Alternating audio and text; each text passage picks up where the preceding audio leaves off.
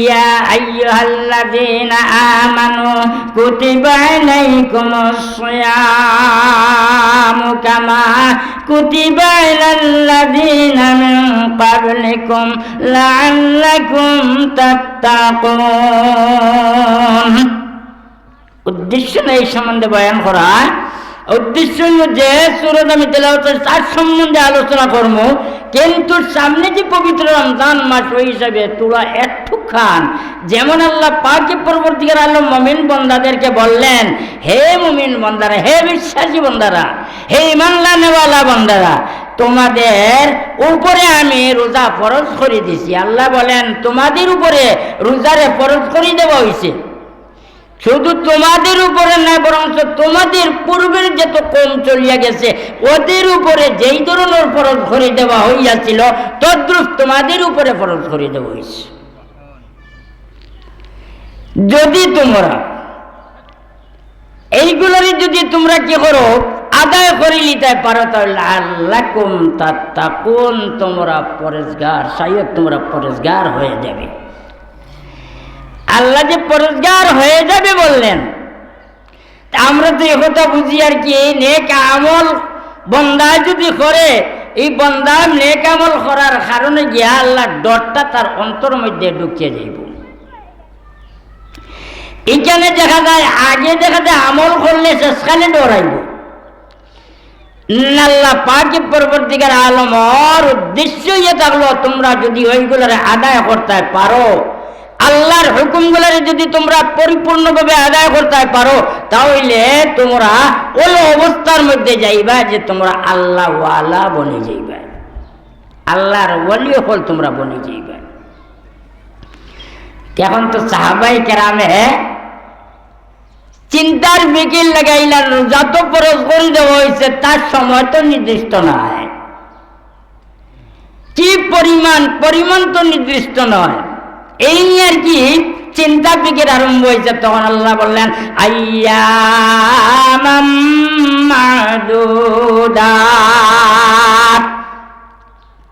গনার কয়েকটা দিন তোমাদের উপরে রোজা ফরজ করে দেওয়া হয়েছে। তখন সাহাবায়ে কেরাম আরো একটু বিগ্রহের মধ্যে বললা যে গনার কয়েকটা দিন, তার সময় কোনটা সেইটা তোমরা জানি না, বুঝছি না। আমরা তো ফাইলিছি থেকে সময় আইয়া হারলাম রাখতে গিয়ে রমজান মাস আসতেছে, কিন্তু তাই তো নতুন ভাবে বাইজন হিসাবে কবে হবে। তখন আল্লাহ পাকে পরবর্তীকার আলম বললেন শাহরু রমাদান আল্লাযী উনজিলা ফীহিল কুরআন, তোমাদেরকে এমন একটা মাস আমি রোজা ফরজ করে দিলাম যেই মাস হইয়া থাকলো পবিত্র রমজান মাস। ওই রমজান মাস ও মাস যেই মাসের মধ্যে পবিত্র পাক কালামকে নাজিল করা হইয়াছে।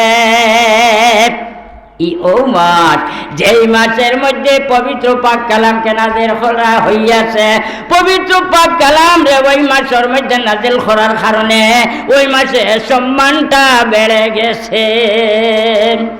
বলে ও শেষ নি বলেন না, আল্লাহ অন্য জায়গার মধ্যে বলেন ইন্না আনজালনাহু ফি লাইলাতুল কদর, আমি ওই পবিত্র পাক কালামকে আমি নাজিল করছি শবে কদরের মধ্যে। কদরের রাত্রে আমি ওই পবিত্র পাক কালামকে করছি, আমি নাজিল করছি।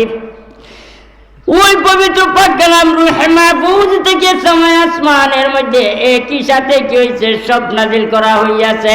এরপরে ওই সময় আসমান থেকে নবী আলাইহিস সালাতু ওয়াস সালামের উপরে যেই সময় যে জিনিসের প্রয়োজন ওই অনুপাতে এক সূরত অথবা এক আয়াত অথবা দুই আয়াত ওলা অবস্থায় 23টা বছরে নবী আলাইহিস সালাতু ওয়াস সালামের উপরে নাজিল করা হয়েছে। তাহলে ওই যে রাইতি রাত, কোন রাত কি তোমরা জানো? ওয়ামা আদরাকা মা লাইলাতুল কদর, কদরের রাত কোনটা কি তোমরা চিনো, তোমরা কি জানো? বলে লাইলাতুল কদর খায়রুম মিন আলফি শাহর। কদরের রাত যেটা ওই রাত হয়ে থাকলো 1000 মাস থেকে উত্তম। কদরের রাত যেটা সেইটাই রাত থাকলো 1000 মাস থেকে উত্তম। 1000 মাসে 83 বছর 4 মাস হয়। যদি ওই পবিত্র রমজান মাসের মধ্যে ওই যে কদরের রাত যেটা পড়ছে ওই রাত কোর ফজিলত হইয়া থাকলো 83 বছর 4 মাস পর্যন্ত, কিন্তু ওই মাসের মধ্যে ওই পবিত্র পাক কালাম নাযিল হওয়ার কারণে ওই মাসের মর্যাদা বাড়িয়া গেছে। কেমন বাড়ছে বলে ওই মাসের যদি কোনো ব্যক্তি একটা ফরজ যদি আদায় করে তাহলে একটা ফরজের বিনিময়ে 70 ফরজের সওয়াব আল্লাহ তাআলা সমান সব দান করবেন। একটা নফল যদি আদায় করিয়া থাকে তাহলে একটা ফরজের সমান সওয়াব আল্লাহ দান করবেন। তাহলে বুঝা গেল ওই রমজান মাসের মধ্যে ওই পবিত্র পাক কালাম নাযিল হওয়ার কারণে ওই মাসের সম্মানটা বেড়ে গেছে।